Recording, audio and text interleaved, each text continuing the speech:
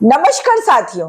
पिछले वीडियो में मैंने भारतीय राष्ट्रीय कांग्रेस के स्वर्णिम इतिहास और स्वतंत्रता आंदोलन में कांग्रेस की भूमिका के विषय में बताया था। जैसे कि आप जानते हैं कि गुजरात में अहमदाबाद में साबरमती तट पर अप्रैल महीने की 8 और 9 तारीख को कांग्रेस का राष्ट्रीय सत्र मिलने वाला है। तो उसी अनुसंधान में आज के इस वीडियो में मैं आपको कांग्रेस की स्थापना से लेकर भारत देश की आजादी तक के कांग्रेस के मुख्य मुख्य सत्र और अधिवेशन के बारे में बताऊंगी। तो चलो जानते हैं कांग्रेस के मुख्य अधिवेशन के बारे में। नमस्कार, मैं रत्ना वोरा अहमदाबाद गुजरात से। मेरे यूट्यूब चैनल रत्ना वोरा बेबाक में आप सभी का बहुत बहुत स्वागत है। साथियों, सबसे पहले हमें यह जानना चाहिए कि कांग्रेस का क्या मतलब होता है। कांग्रेस का मतलब होता है व्यक्तियों का संगठन। तो साथियों, जैसा कि मैंने आपको पिछले वीडियो में बताया था कि कांग्रेस की स्थापना एक रिटायर्ड ऑफिसर A.O. ह्यूम ने की थी। तो अब सवाल ये उठता है कि ऐसे कैसे एक आजादी की लड़ाई लड़ने वाले संगठन की स्थापना खुद एक रिटायर्ड ब्रिटिश अधिकारी ने की थी। जी हाँ, पर यह सच है। दरअसल 1857 के विद्रोह के बाद ब्रिटिश सरकार हिल उठी थी और उन्हें लगा था कि फिर कहीं कोई ऐसा विद्रोह ना खड़ा हो जाए, फिर कोई ज्वालामुखी ना भड़क उठे और अंदर ही अंदर कहीं कोई भारतीय लोग सुगबुगाहट करके खड़े ना हो जाए ब्रिटिशरों के सामने। इसलिए उन्हीं के बीच में जाकर, उनके बुद्धिजीवी वर्ग में जाकर यह पता लगाना चाहिए कि क्या चल रहा है, कोई सुगबुगाहट तो नहीं हो रही है। और इसी बात को जानने के लिए ब्रिटिशरों की तरफ से एक रिटायर्ड ऑफिसर A.O. ह्यूम को जिम्मेदारी दी और उन्होंने कांग्रेस नाम के संगठन की स्थापना की। साथियों, इस संगठन में उस समय के जाने माने वकीलों को और मध्यम वर्ग के विचारशील बुद्धिजीवी लोगों को शामिल किया गया था, जबकि दूसरी ओर भारत के बुद्धिजीवी वर्ग एक ऐसा बीच का रास्ता चाहते थे ताकि वे सामान्य नागरिकों और अधिकारों की बात ब्रिटिश सरकार तक पहुंचा सके। इसलिए A.O. ह्यूम के संगठन में यह सब लोग शामिल हो जाते हैं। तो साथियों, चलो अब जानते हैं भारतीय राष्ट्रीय कांग्रेस की मुख्य अधिवेशनों और सत्रों के बारे में। साथियों, कांग्रेस का पहला सत्र 1885 में बॉम्बे में संपन्न हुआ था, जिसकी अध्यक्षता व्योमेश चंद्र बनर्जी ने की थी। पहले सेशन में 3 प्रस्ताव पारित किए गए थे। पहला प्रस्ताव था कि एक रॉयल कमीशन अपॉइंट किया जाए जो इंडिया में ब्रिटिश राज में जो कुछ भी चल रहा है उसकी रिपोर्ट तैयार करे। दूसरा प्रस्ताव ड्रेन इन वेल्थ को एबॉलिश किया जाए और तीसरा प्रस्ताव था अपर वर्मा यानी कि म्यांमार, जिनका एनेक्सेशन किया था अंग्रेजों ने, उसके बारे में निंदा की जाए। तो साथियों, इसके प्रारंभिक नेतृत्वकर्ता दादा भाई नौरोजी, फिरोज शाह मेहता, बदरुद्दीन तैयब जी, W.C. बनर्जी, सुरेंद्र नाथ बनर्जी, सोमेश चंद्र दत्त, S. सुब्रमण्यम अय्यर आदि शामिल थे। साथियों, 73 सभ्यों में से 39 से ज्यादा सभ्य तो सिर्फ वकील ही थे।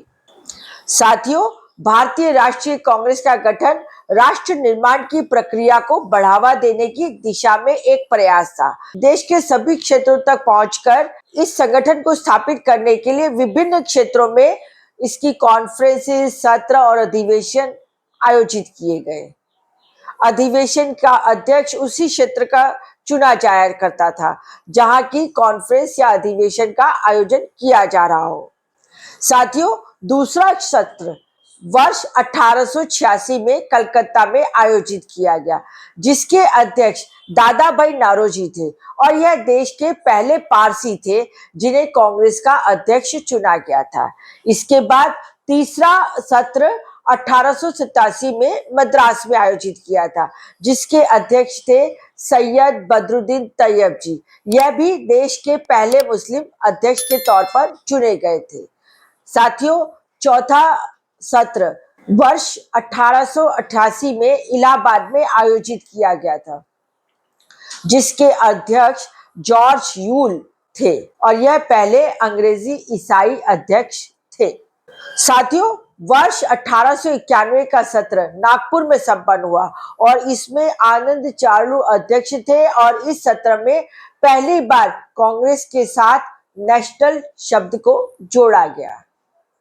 1896 में कलकत्ता में आयोजित किया गया जो सत्र था उसके अध्यक्ष थे रहीमतुल्लाह सयानी और इस सत्र में पहली बार वंदे मातरम राष्ट्रीय गीत के तौर पर गाया गया, जिसे बंकिम चंद्र चटर्जी ने लिखा था और आनंद मठ से लिया गया था और झाड़ूनाथ भट्टाचार्य ने इसमें संगीत का रूप दिया था। 1899 में लखनऊ सत्र में जिसके अध्यक्ष रमेश चंद्र दत्त थे, उन्होंने भू राजस्व के स्थायी निर्धारण की मांग की थी इस सत्र में। उसके बाद साथियों 1901 में कलकत्ता में सत्र हुआ और इसके अध्यक्ष थे दिनशॉ ई वाचा। पहली बार गांधी जी कांग्रेस के इस मंच पर दिखाई दिए थे। साथियों उसके बाद 1905 में बनारस में जो सत्र का आयोजन किया उसके अध्यक्ष थे गोपाल कृष्ण गोखले और उस सत्र में बंगाल पार्टीशन के खिलाफ एक रिजोल्यूशन पास किया गया और सरकार के खिलाफ स्वदेशी आंदोलन की औपचारिक घोषणा भी की गई। वर्ष 1906 में कलकत्ता में जो सत्र का आयोजन हुआ उसके अध्यक्ष थे दादा भाई नारोजी। इनमें 3 प्रस्ताव पारित किए गए। पहला प्रस्ताव स्वराज अथवा स्वदेशी राज, दूसरा बहिष्कार आंदोलन और तीसरा राष्ट्रीय शिक्षा नीति कार्यक्रम पे प्रस्ताव पारित किए गए। इसके बाद साथियों 1907 में सूरत में सत्र बैठा और जिसके अध्यक्ष थे राम बिहारी घोष थे। यह सत्र बीच में ही स्थगित करना पड़ा क्योंकि कांग्रेस का विभाजन नरम दल और गरम दल के बीच में हो गया। साथियों इसके बाद सन 1911 में कलकत्ता में आयोजित जो सत्र था उसके अध्यक्ष थे पंडित विशन नारायण धर और इस सत्र में पहली बार जनगण मन गाया गया जिसे रविंद्रनाथ टैगोर ने लिखा था। साथियों 1916 में लखनऊ में आयोजन किया गया और इसमें अध्यक्ष एसी मजूमदार थे। कांग्रेस के 2 गुटों नरमपंथी और अतिवादियों के बीच फिर से एकता स्थापित की गई। साथ ही कांग्रेस और मुस्लिम लीग के बीच राजनीतिक सहमति बनाने के लिए लखनऊ पैक्ट पर भी हस्ताक्षर किए गए। साथियों वर्ष 1917 के कलकत्ता सत्र में विशेष बात यह थी कि एनी बेसेंट की अध्यक्षता, जो कि पहली महिला के तौर पर उन्होंने सत्र की अध्यक्षता की, यह सत्र संपन्न हुआ। उसके बाद 1918 में एक विशेष सत्र बॉम्बे में बुलाया गया और जिसके अध्यक्ष थे सैयद हसन इमाम। सत्र को विवादास्पद मॉन्टेस्क्यू चेम्सफोर्ड सुधार योजना के संबंध में बुलाया गया था।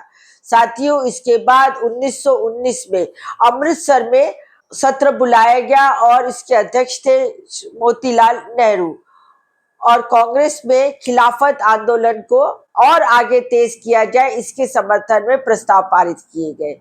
सन 1920 में विशेष सत्र कलकत्ता में बुलाया गया जिसके अध्यक्ष लाला लाजपत राय थे और इस सत्र के बाद गांधी जी ने असहयोग संकल्प को और आगे बढ़ाया। साथियों उसके बाद 1920 में नागपुर में सत्र बुलाया गया। इसके अध्यक्ष थे सी विजया राघवाचार्य जी।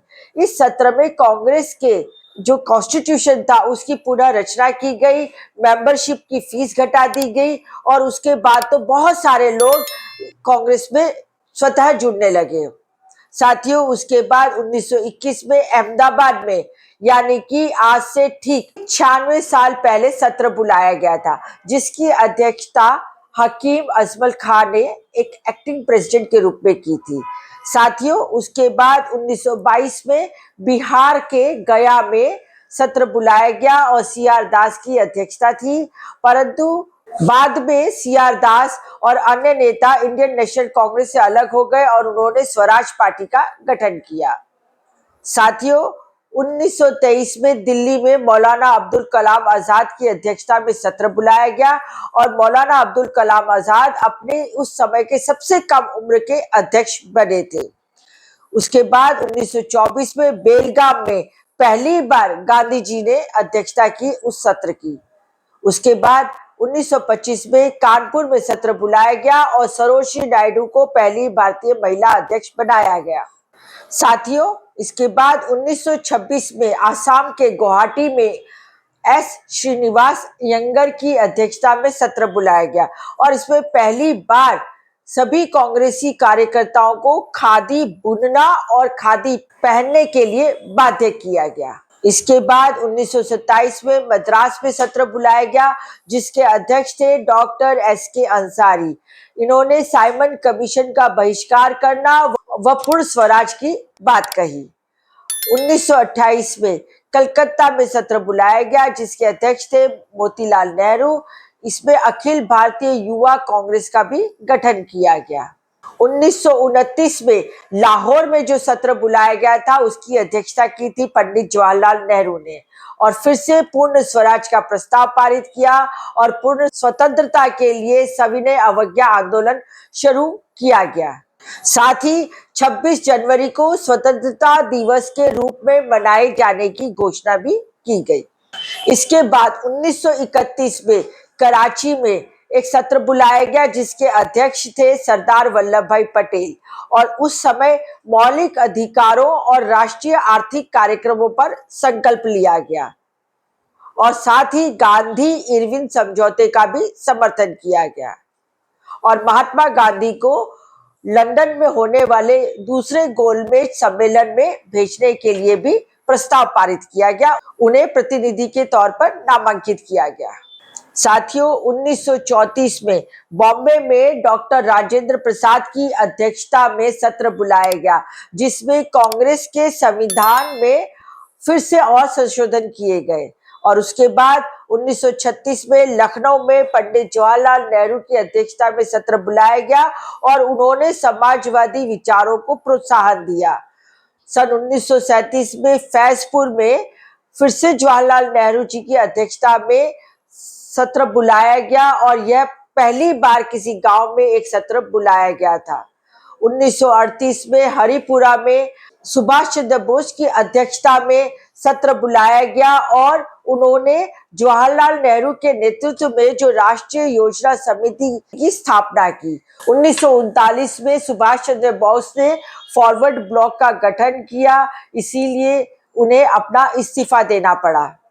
इसके बाद 1940 में रामगढ़ में अध्यक्ष अब्दुल कलाम आजाद को बनाया गया और 1941 से 45 के अवधि के बीच कई ऐसी घटनाएं घट रही थी, जैसे भारत छोड़ो आंदोलन आदि कई आंदोलन चल रहे थे, कई नेता लोग जेल थे, इसलिए सत्र नहीं बुलाया गया। फिर क्रिप्स मिशन, वेवेल योजना, कैबिनेट मिशन जैसी योजनाओं पर संवैधानिक वार्ताओं का चरण भी था, इसलिए भी सत्र नहीं बुलाया गया। तो इस दौरान कांग्रेस का कोई भी सम्मेलन, सत्र या अधिवेशन नहीं बैठा।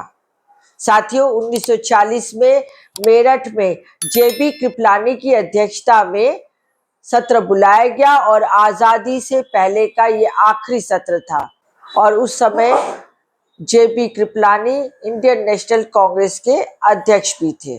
तो साथियों, भारतीय राष्ट्रीय कांग्रेस का जो इतिहास है वह अपने आप में भारत की आजादी के लिए बहुत ही महत्वपूर्ण है और कह सकते हैं कि यदि कांग्रेस पार्टी नहीं होती तो शायद भारत को आजादी भी नहीं मिली होती। तो आज मुझे और मेरे जैसे कितने ही कांग्रेसियों को गर्व है कि हमारी पार्टी की वजह से आज हमारा देश आजाद है और हम आजाद और स्वतंत्र भारत में सांस ले सकते हैं, जी सकते हैं।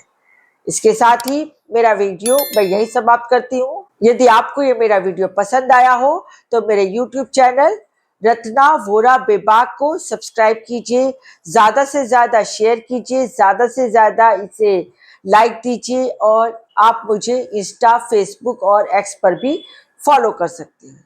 फिर मिलूंगी एक नई बात के साथ, एक नए विचार के साथ। तब तक के लिए नमस्कार।